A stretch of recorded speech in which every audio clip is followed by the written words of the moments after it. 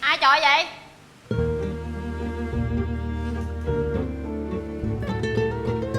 Đứng lên.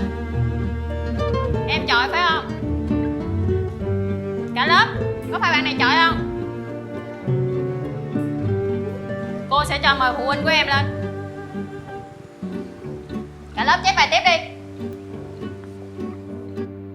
Nếu như các bạn đã từng là một người học viên mà trong lớp chúng ta không thể nào ngồi yên một chỗ được, hoặc là trong đầu chúng ta luôn luôn có những hình ảnh gì đó mà nó không phải liên quan gì đến với bài học mà cô đang dạy, hoặc là khi chúng ta ngồi ở phía sau chúng ta cứ cảm thấy ngứa tay ngứa chân và mình di chuyển không ngừng, và rồi mình cứ chuyển từ bên này qua bên khác, hoặc là nếu như chúng ta luôn luôn ở trong cái trạng thái cứ muốn đi ra bên ngoài mà không muốn ngồi yên một chỗ, chúng ta chẳng thể nào có thể gò bó mình ở bất kỳ một vị trí nào mà không có sự di chuyển tay chân, hoặc là không có sự di chuyển trong tâm trí của mình. Thì đó có thể là bạn đang ở trong nhóm những bạn trẻ có một cái hội chứng, nó gọi là hội chứng rối loạn tăng động mất tập trung, hoặc là hội chứng được viết tắt bằng tiếng Anh ADHD. ADHD. Đây là hội chứng mà hầu như không dưới 80% các bạn trẻ hay là cả những cái người đã lớn rồi cũng có những hội chứng này. Nghe thì nó có vẻ như là nó rất là căng thẳng, như nó rất là có vấn đề, nhưng thực tế hội chứng này nó tác động đến chúng ta như thế nào và nó có thể làm cho chúng ta bị ảnh hưởng trong học tập hay trong cuộc sống như thế nào.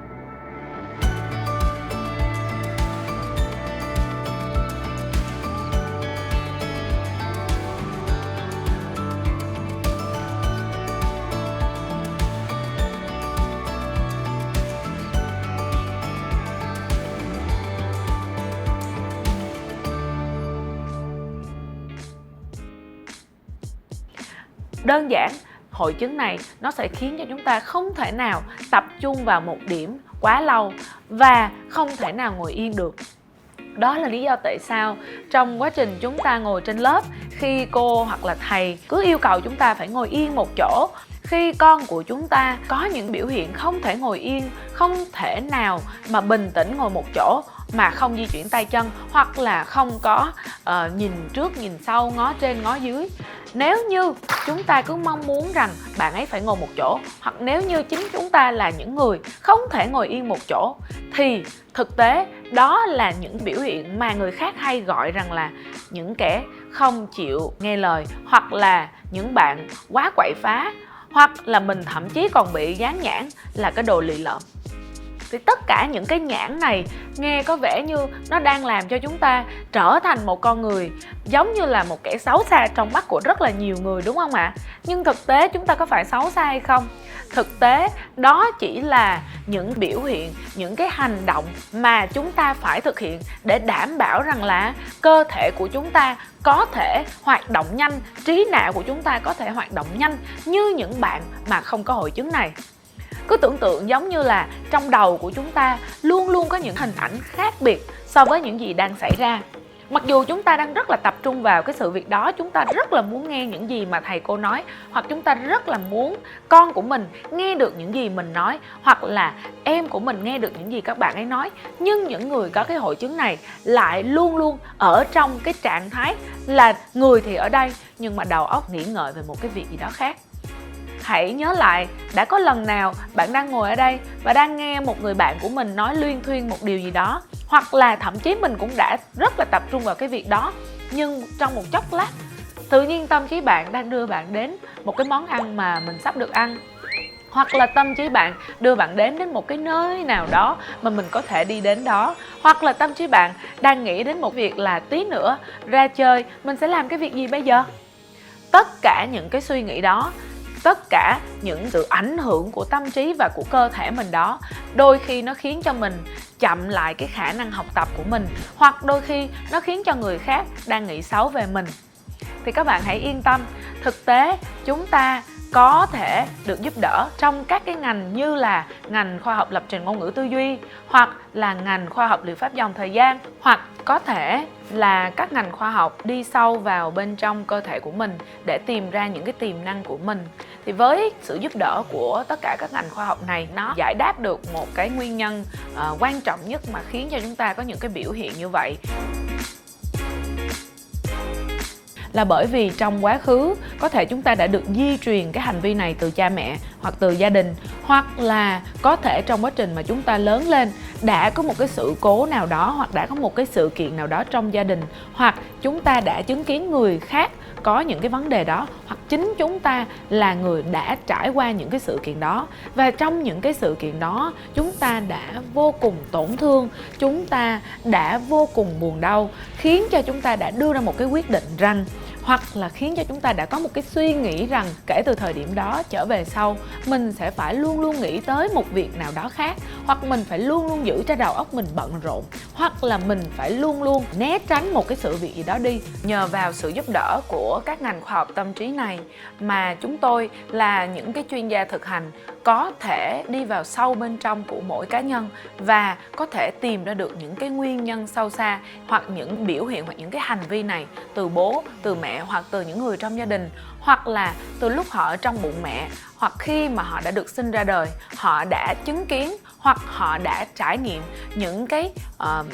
sự kiện mà những cái sự kiện đó rất là tổn thương, khiến cho họ vô cùng đau buồn, hoặc khiến cho họ đã vô cùng khó chịu, hoặc là đã rất là căng thẳng. Và do những cái sự căng thẳng, khó chịu, đau buồn hoặc những cái cảm xúc tiêu cực đó, nó đã khiến cho họ đưa ra một cái quyết định rằng kể từ thời điểm bây giờ chúng ta sẽ không bao giờ tập trung vào bất kỳ một cái chuyện gì đó nữa, hoặc là kể từ thời điểm bây giờ tôi sẽ cứ lảng tránh cái sự việc đó, hoặc tôi sẽ không quan tâm những gì đang xảy ra. Việc của tôi là cứ đi đến một cái thế giới khác để mà tôi có thể được bình an, hoặc việc của tôi là phải giữ cho tâm trí của mình lúc nào cũng bận rộn để không phải quá mệt mỏi hoặc quá căng thẳng nữa. Và đó cũng chính là một trong những cái nguyên nhân chính mà khiến cho hầu hết các bạn trẻ, các bạn nhỏ bây giờ khi chúng ta đang đi học, chúng ta vẫn luôn luôn ở trong cái trạng thái dù là mình đang cố tình học cái môn đó rồi, nhưng mà tại sao chữ nghĩa nó đi đâu hết mà mình không thể nào tập trung và không thể nào hiểu được tất cả những gì cô thầy nói. Và cái nguyên nhân thứ hai có thể dẫn đến cái việc này, mà đó cũng chính là một trong những nguyên nhân thực tế là bạn đang muốn có sự chú tâm từ những người xung quanh. Thực tế có rất là nhiều bạn trẻ khi mà bạn còn nhỏ, bạn đã không có được sự quan tâm từ bố mẹ, bởi vì có thể bố mẹ đã rất là bận rộn, hoặc có thể là bố mẹ đã làm một cái điều gì đó mà khiến cho bạn nghĩ rằng là mình phải làm cái việc như thế thì mình mới có được sự quan tâm của mọi người, mình phải thể hiện là mình có tí gì đó hơi lì lợm chút xíu thì lúc đó người thân mình mới lắng nghe mình, mới yêu thương mình, hoặc mới quan tâm đến mình. Có thể cái niềm tin đó là chưa có đúng, có thể bạn hiểu nhầm về cái việc quan tâm và nhìn bề ngoài có thể là lì lợm, nhưng ẩn sâu bên trong đó các bạn đã rất là nỗ lực, não bộ của các bạn đang rất là nỗ lực để tập trung, nhưng đôi khi có một điều gì đó đang ngăn các bạn để các bạn không phải tập trung, hoặc có một cái ý niệm gì đó đã khiến cho các bạn phải luôn thể hiện những việc đó để lấy được sự quan tâm của phụ huynh và cha mẹ của mình. Cho nên chúng ta hãy là những người phụ huynh rộng lượng, và cái quan trọng hơn nữa, hãy để tâm rằng liệu nếu con mình có những cái hành động đó thì mình cần phải làm gì? Mình cần phải làm gì để giúp đỡ con? Một trong những cách đó có thể là đưa các em đến trực tiếp gặp Giang Thanh, hoặc đến những chương trình mà Giang Thanh có thể trao cho các em những cái giải pháp để các em có thể tập trung nhiều hơn vào trong một cái điểm, vào trong một cái sự việc nào đó mà không bị cảm thấy nhàm chán. Và ở trong những chương trình đó của Thanh, hoặc là khi Thanh trị liệu cho các bạn, Thanh sẽ cung cấp cho các bạn những phương pháp, những cái kỹ thuật để giúp cho các bạn khai phá được cái tiềm năng sâu bên trong não bộ của mình và nhận ra được rằng là mình đủ tự tin và mình có đủ tài năng để có thể dùng hết khả năng của mình. Và không phải chỉ những người không có những cái vấn đề đó mới đạt được thành công, mà nếu như giả sử chúng ta có những vấn đề như vậy, chúng ta cũng có thể điều chỉnh nó, hoặc thậm chí là sử dụng nó và nâng chúng ta lên để chúng ta có thể trở thành những người đặc biệt. Và các anh chị biết không ạ? Hoặc là các bạn có biết không ạ? Rất là nhiều người nổi tiếng trên thế giới có những cái hội chứng tăng động này. Các bạn biết đó là ai không ạ? Thanh sẽ kể tên một vài người. Einstein là một người cũng có hội chứng tăng động. Bill Gates cũng là một người có hội chứng tăng động. Steve Jobs cũng là một người có hội chứng tăng động. Tom Cruise cũng là một người có hội chứng tăng động. Và thậm chí Abraham Lincoln cũng là một người có hội chứng tăng động. Nếu các bạn nghiên cứu và tìm hiểu thì các bạn sẽ biết rằng những con người này là những người họ đã phải sử dụng cơ thể của họ như thế nào. Và một trong những người đó mà Thanh đã nhắc tên đó chính là Einstein. Bởi vì ông có hội chứng tăng động, mất tập trung, cho nên mỗi lần để ông có thể giải một cái bài toán nào đó hoặc có thể hiểu ra được một cái vấn đề của vũ trụ nào đó thì ông lại đi bắt bộ vào trong rừng. Và đây là cái yếu tố thứ 3, cũng là cái nguyên nhân khiến cho chúng ta có những cái vấn đề. Đó là bởi vì cơ thể của chúng ta trong quá trình chúng ta lớn lên, chúng ta đôi khi đã không có vận động đủ.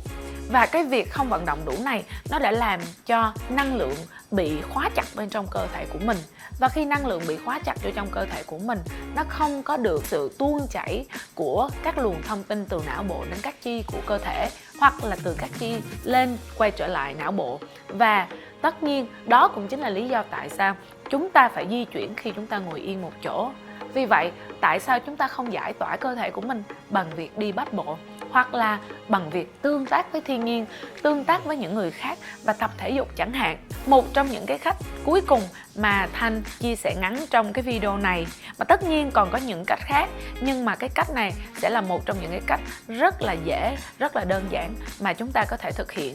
và đưa mình vào trong một cái trạng thái thư thái trước. Khi chúng ta quyết định rằng kết quả của việc đó như thế nào, chúng ta sẽ biết là liệu cái việc đó nó có ích hay không.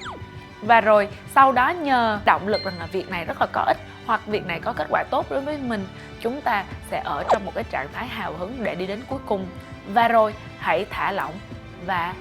bắt đầu làm.